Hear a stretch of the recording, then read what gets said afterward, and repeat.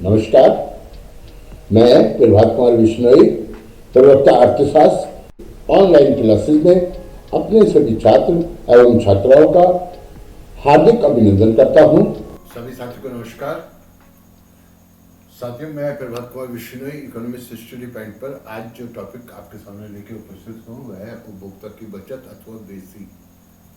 साथियों, ये पार्ट 1 में यह जो है फर्स्ट सेमेस्टर में बहुत ही महत्वपूर्ण क्वेश्चन है, अतः इसको बहुत ध्यान से आप लोगों को समझना है और मैं आपको गारंटी कर रहा हूँ कि ये क्वेश्चन एग्जाम में 101% आने वाला है।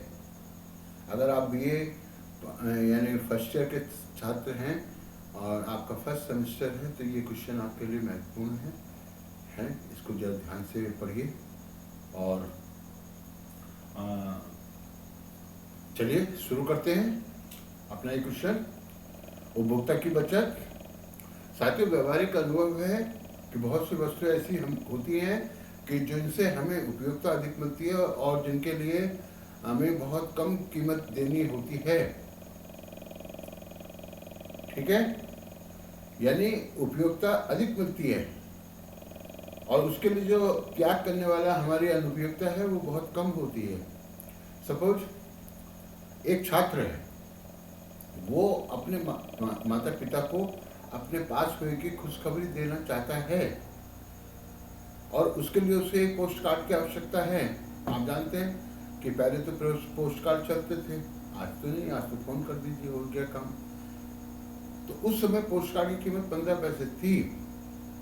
मान लीजिए किसी वजह से उस छात्र को नहीं मिल रहा है और वो उसके लिए 1 रुपया देने के लिए तत्पर है, तो उसको जो मूल्य वो देने के लिए तत्पर हो जा रहा है और जो वास्तव में मूल्य उसको देना पड़ रहा है वही पोस्ट कार्ड, मान लीजिए उसका एक मित्र है, कहता है मेरे पास रखा है, 15 पैसे में उसको दे देता है, तो देने के लिए तत्पर था 1 रुपया, लेकिन उसको देना पड़ रहा है केवल 15 पैसे, तो 85 पैसे के बराबर से उपभोक्ता की बचत प्राप्त हो रही है। साथियों, उपभोक्ता की बचत का जो ये विचार है ये उत्पन्न क्यों होता है? सबसे पहली बात, शुरू की जो इकाइयां होती हैं उसमें हमें प्राप्त होने वाली उपयोगिता अधिक होती है।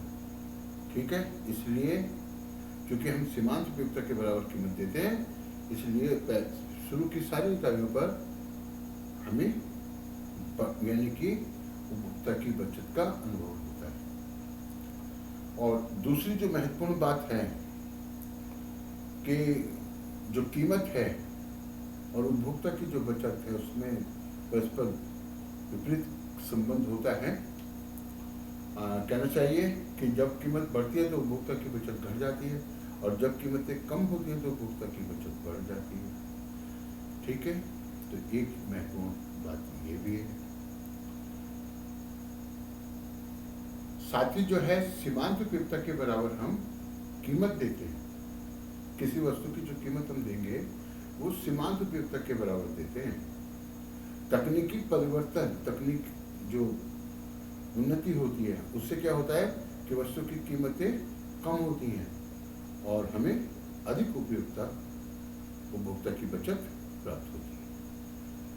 और भी इसके कारण हो सकते हैं, चलिए आपको बताते हैं। उपभोक्ता की जो बचत है इसका जो सर्वप्रथम विचार है 1844 में ड्यूपिट ने,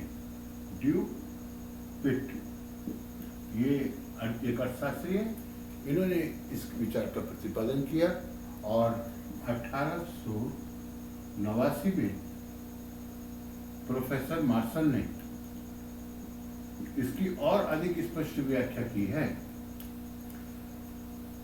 ठीक है, मार्शल ने क्या कहा है, किसी वस्तु के उपभोग से वंचित रहने की अपेक्षा उपभोक्ता वस्तु के लिए जो मूल्य देने के लिए तत्पर हो जाता है और जो मूल्य से वास्तव में देना पड़ता है उसका अंतर ही संतुष्टि का आर्थिक माप है। इसे ही उपभोक्ता की बचत कहते हैं। पेंशन की परिभाषा, किसी वस्तु के लिए हम जो कुछ भी देते हैं, जो कुछ भी कीमत देते हैं और जो कुछ कीमत देने के लिए तत्पर हो जाते हैं, जो कुछ कीमत देने के लिए तत्पर हो जाते हैं और जो कुछ कीमत हमें देनी पड़ती है उसका अंतर ही उपभोक्ता की बचत है। टॉजिक अनुमानित और वास्तविक संतुष्टि का अंतर ही उपभोक्ता की बचत कहलाता है। प्रोफेसर जेके मेहता ने उपभोक्ता की बचत को परिभाषित करते हुए कहा है, किसी वस्तु से के लिए किसी व्यक्ति को उपभोक्ता की जो बचत प्राप्त होती है, उस वस्तु को प्राप्त करने के लिए उस वस्तु से प्राप्त होने वाली कुल उपयोगिता और उस वस्तु को प्राप्त करने के लिए जो त्याग की जाने वाली उपयोगिता है, उसके अंतर के बराबर होती है। ये परिभाषाएं आपकी समझ में आ गई होंगी। ठीक है। अब उपभोक्ता के बचत की जो मान्यताएं हैं, तो बहुत सारी मान्यताएं हैं। सीमांत उपयोगिता ह्रास नियम की जो मान्यताएं हैं, वही मान्यताएं यानी उपभोक्ता की बचत की मान्यताएं भी हैं। ठीक है। इसको अंग्रेजी में कहते हैं कंज्यूमर सरप्लस ऑफ कंज्यूमर। ठीक है। और क्या मान्यताएं हैं कि विवेचन काल में जो वस्तु है वो स्वतंत्र होती है। ठीक है, स्वतंत्र होती है। इसका मतलब ये हुआ कि दूसरी वस्तु की जो उपयोगिता है उससे उसको वो प्रभावित नहीं हो रही है। ठीक है। दूसरी वस्तु की कीमत या उसकी जो आपूर्ति है वो उसको प्रभावित नहीं कर रही है। इसके अलावा जो है, जो वस्तुएं होती हैं समरूप होती हैं, एक जैसी होती हैं। फिर यहाँ पे ये भी मान लेते हैं कि उपभोक्ता जो है उसकी आय में, आदत में, रुचि में, फैशन में, स्वभाव में कोई परिवर्तन नहीं होता। यहाँ ये भी मान लेते हैं कि द्रव्य की सीमांत उपयोगिता स्थिर रहती है। ठीक है। तो इस प्रकार की बहुत सारी मान्यताएं हैं इसकी, इनको देख लीजिए। और अब हम आपको एक उदाहरण के द्वारा इसको समझाने का प्रयास करते हैं।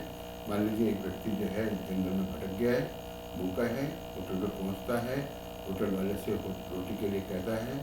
वो पहली रोटी के लिए 100 पैसे के बराबर, 100 इकाइयों के बराबर जो है त्याग करने के लिए तत्पर है। ठीक है। दूसरी रोटी के उपभोग के लिए वो 90 पैसे के बराबर या 80 पैसे के बराबर त्याग करने के लिए तत्पर है। इसी क्रम में तीसरी, चौथी, पांचवी, छठी जो रोटी वो उपभोग कर रहा है, उसके लिए 70 पैसे, 60 पैसे, 50 पैसे, 30 पैसे देने के लिए तत्पर है। अंतिम रोटी के लिए वो 10 पैसे दे रहा है। और उस यानी जो वस्तु की अंतिम इकाई है 10 पैसे, उसकी जो सीमांत उपयोगिता वो 10 पैसे के बराबर है, तो वो 10 ही पैसे के बराबर सारी, यानी पहली रोटी का भी भुगतान 10 ही पैसे करता है। तो पहली रोटी से उसे उपयोगिता मिलती है 100 के बराबर और उसको त्याग करना पड़ता है 10 इकाइयों के बराबर। इस प्रकार 90 इकाइयों के बराबर उसे उपयोगिता यानी उपभोक्ता की बचत प्राप्त होती है। आइए इसको एक तालिका के द्वारा समझते हैं। अभी तक जो है उपभोक्ता की बचत, प्रस्तावना, परिभाषाएं और मान्यता बताई।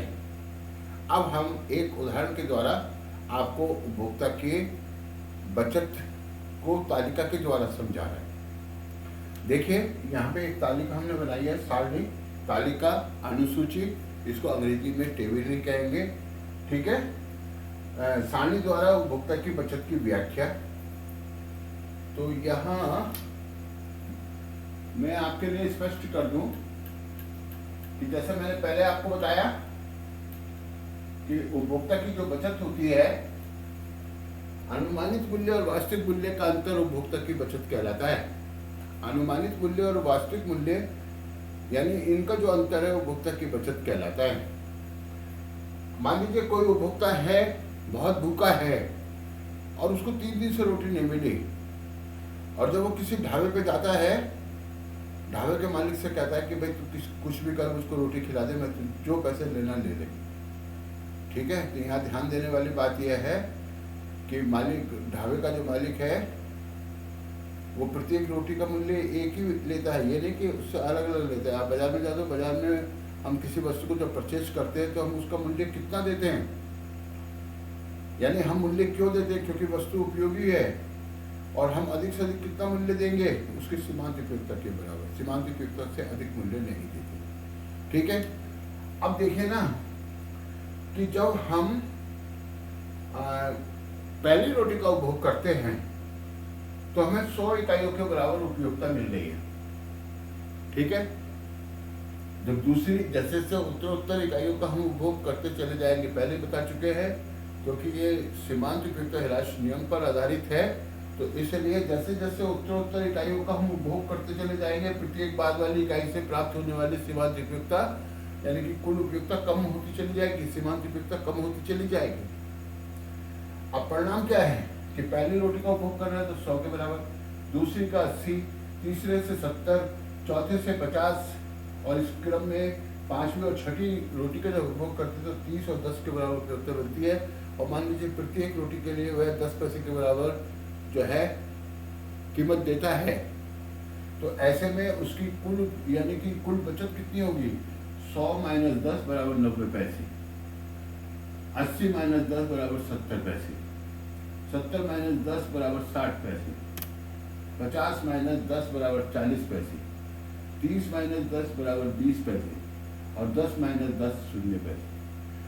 आप इसको, मैं अभी आपको पैसे बोला, ठीक है, अगर मैं इसको संतुष्टि में बात करूं, इकाइयों में बोलूंगा, एक पहली इकाई का उपभोग करता है 100 इकाइयों के बराबर उसे उपयोगिता मिलती है, 10 इकाइयों के बराबर उसे अनुपयोगिता प्राप्त होती है। इस प्रकार 90 इकाइयों के बराबर उसे उपयोगिता प्राप्त हो रही है। इसी क्रम में जब वो रोटी की दूसरी और तीसरी इकाई का उपभोग करता है तो उसे क्रम से 80 और 70 इकाइयों के बराबर उपयोगिता कुल उपयोगिता प्राप्त हो रही है, जबकि प्रत्येक के लिए यानी दूसरी और तीसरी के लिए 10-10 इकाइयों के बराबर से त्याग करना पड़ रहा है। इस प्रकार दूसरी इकाई से 70 इकाइयों के बराबर और तीसरी इकाई से 60 इकाइयों के बराबर उपयोगिता उसको मिल रही है।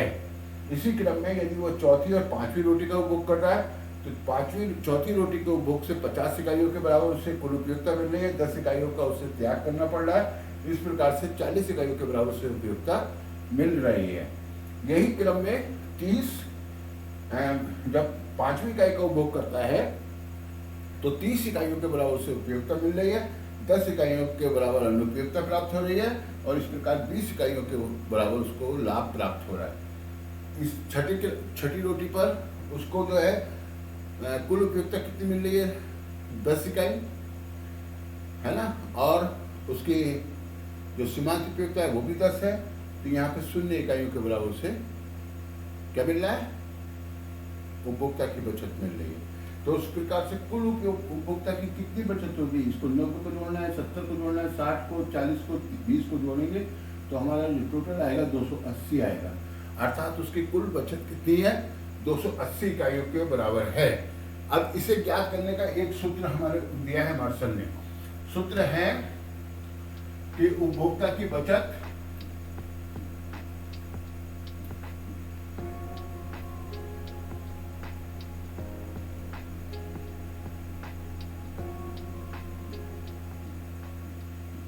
ये बराबर होती है कुल उपयोगिता, कुल कीमत कह सकते हैं इसको, कुल उपयोगिता, पहले तो हम इकाइयों में बता रहे हैं आपको,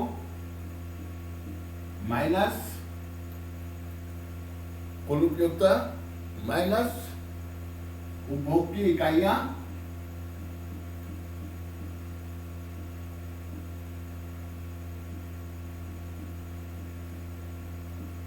गुणा कीमत। ये सूत्र याद कर लीजिए आप। इस सूत्र के द्वारा आप उपभोक्ता की बचत को ज्ञात कर पाएंगे। जैसे कुल उपयोगिता हमारी कितनी है, तो इसका टोटल कर लीजिए, 180, 250, 300, 340, और यहाँ पे ये 60, इस 340 से 60 को घटाएंगे 280 आ जाएगा, तो 340 माइनस उपभोग की इकाइयाँ कितनी है, 6, कीमत कितनी है, 10, अर्थात 60। अब इसको जब घटाएंगे तो क्या आएगा, 280। तो इस प्रकार से उपभोक्ता की बचत ये हमें इस सूत्र से मिल जाएगी। तो आपको ये तालिका समझ में आ गई होगी ढंग के साथ। चलिए अब इसको हम रेखा चित्र की सहायता से समझाने का प्रयास करते हैं। रेखा चित्र की सहायता से हम आपको उपभोक्ता की बचत की व्याख्या समझाते हैं। ये देखिए साथियों, आप भी ऐसी बनाइएगा चित्र। हमारे हाथ से रेखाएं तिरछी हो जाए तो हो जाए, लेकिन आपसे ना हो, ठीक है। यहां ये OX अक्ष है और ये OY अक्ष है,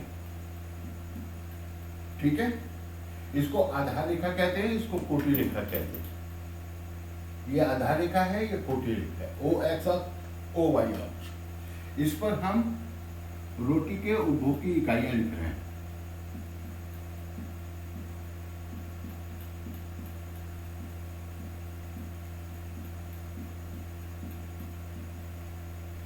जैसे 1, 2, 3, 4, 5, 6, 7, जितनी भी रोटी की इकाइयों का हम उपभोग कर रहे हैं वो सब यहाँ दिखा रहे हैं। प्राप्त होने वाली कुल उपयोगिता को और सीमांत उपयोगिता को यहाँ दिखाएंगे। प्राप्त कुल उपयोगिता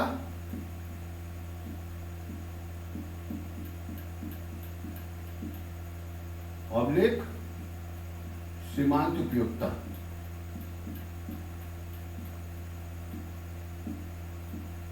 ये आपको OY अक्ष पर प्रदर्शित करना है। यहां पे आप लिख दीजिए इकाइयों में। इकाइयों में अगर आप मुद्रा में माप रहे हैं, रुपए में माप रहे हैं तो रुपया इकाई होगा, डॉलर में माप रहे हैं तो डॉलर इकाई होगा, मार्क, येन, पौंड, जिसमें भी आप माप रहे हैं तो मापक की इकाई जो है वो जो भी आप रखना चाहिए, ठीक है। बहुत बार हमारे बच्चे ये नहीं समझ पाते ये इकाई क्या चक्कर है। भाई इकाई, मापन की इकाई क्या है। जैसे कपड़े को मापना है, किससे मापेंगे? मीटर से, तो मीटर एक इकाई है। जैसे दूध को मापना है तो दूध को मापने के लिए लीटर एक इकाई है। किसी वस्तु के भार को मापना है तो किलोग्राम भार के लिए मापन इकाई है। समझ गए होंगे ना इकाई। अब जैसे किसी वस्तु की उपयोगिता को मापना है तो कैसे मापोगे? बोले साहब इसमें क्या बड़ी बात है, आप उपयोगिता को मापना चाहते हैं मुद्रा में माप दीजिए। अरे मुद्रा में उपयोगिता को हम माप सकते हैं, सही कह रहे हैं आप, बिल्कुल उपयोगिता को मुद्रा में हम माप सकते हैं। जैसे किसी ब्रेड के लिए हम 2 रुपए देते हैं तो उस ब्रेड की उपयोगिता हमारे लिए 2 रुपए के बराबर है, सही है, कोई बुराई नहीं। लेकिन बेटा क्या होता है ना, कभी कभी क्या होता है ना कि जैसे जैसे हमारे पास मान लीजिए 100 रुपए हैं, अब ये 100 रुपए हम खर्च करते चले जा रहे हैं, 10 कर दिए, फिर 10 कर दिए, फिर 10 कर दिए, फिर 10 कर दिए, है ना। और इस प्रकार से ये 10-10 रुपए करके हम खर्च करते चले जा रहे हैं तो जेब में जो मुद्रा है वो कम होती चली जा रही है। पहले जो है 90 रह गई, फिर 80 हो गई, फिर 70 हो गई, फिर 60 हो गई, फिर 50 हो गई। जैसे जैसे मुद्रा जेब से खिसक रही है, मुद्रा की उपयोगिता बढ़ रही है। और जैसे जैसे वस्तु हमारे पास में आ रही है, मान लीजिए 10 रुपए का एक पेन है, ठीक है, तो 10 रुपए का एक पेन आ गया। 10 रुपए का दूसरा पेन तो 2 पेन हो गए, तीसरा पेन 3 पेन हो गए, चौथा पेन 4 पेन हो गए। तो पेनों की उपयोगिता हमारे लिए घट रही है और जबकि मुद्रा की उपयोगिता बढ़ रही है। समझ में आ गया?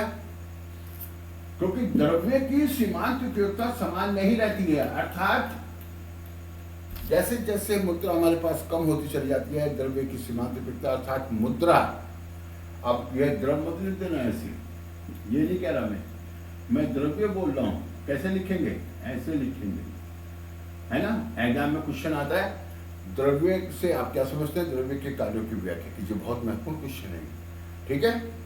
तो द्रव्य का अर्थ होता है मुद्रा। क्या होता है? मुद्रा। और मुद्रा को अंग्रेजी में कहते हैं मनी। समझ में आ गया? तो द्रव्य की सीमांत उपयोगिता घटती चली जाती है, बढ़ती चली जाती है। जैसे जैसे वस्तु की उत्तरोत्तर इकाइयों को हम खर्च करते हैं, द्रव्य की सीमांत उपयोगिता बढ़ती जाती है, वस्तु की सीमांत उपयोगिता घटती जाती है। अब जो हमारा पैमाना है, मापक इकाई है, जब वो घटता है, बढ़ता है, तो कैसे सही सही मापोगे? तो मुद्रा के द्वारा, हालांकि दृष्टिकोण को सही सही नहीं मापा जा सकता, लेकिन बहुत सारे अर्थशास्त्री हैं जो कहते हैं कि मुद्रा के द्वारा उपयोगिता को मापा जा सकता है। तो यहाँ पे ये भी एक मान्यता है इसकी उपयोगिता के। जैसे कहिए सीमांत उपयोगिता ह्रास नियम की जो मान्यताएं वही यहाँ पे मान्यता है। अब देखिए ना, ये 10 इकाई, 20, 30, 40, 50, 60, 70, 80, 90, 100।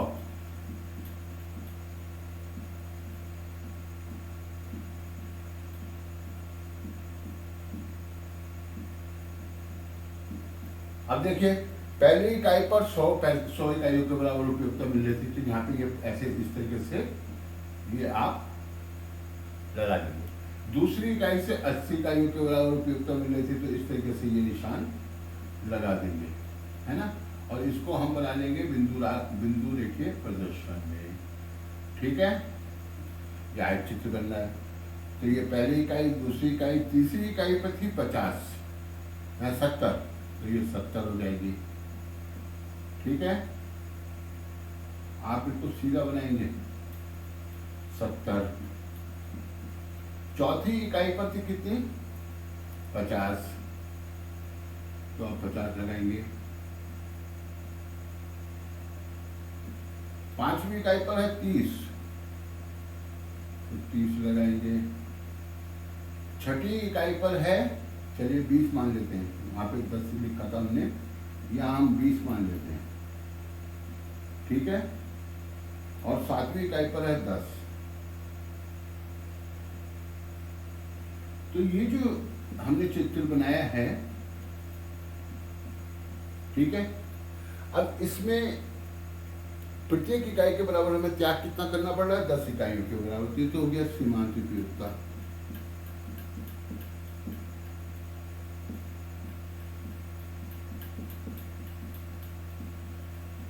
ठीक है। और उसके ऊपर जो भी हमें मिल रहा है, ठीक है, ये भरा हुआ भाग जो आपको मैं दिखा रहा हूं, ये है उपभोक्ता की बचत।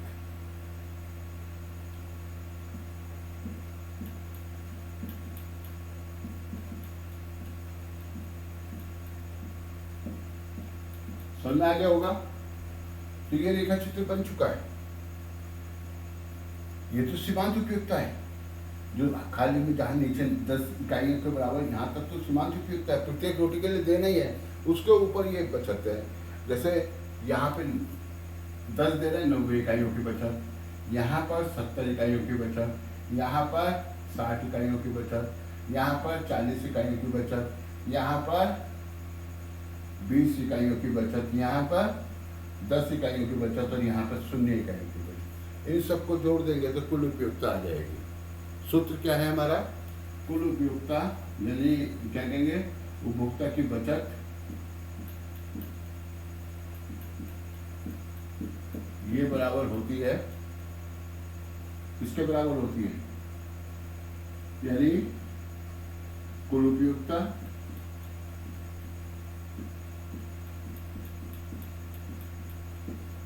माइनस सीमांत उपयोगिता,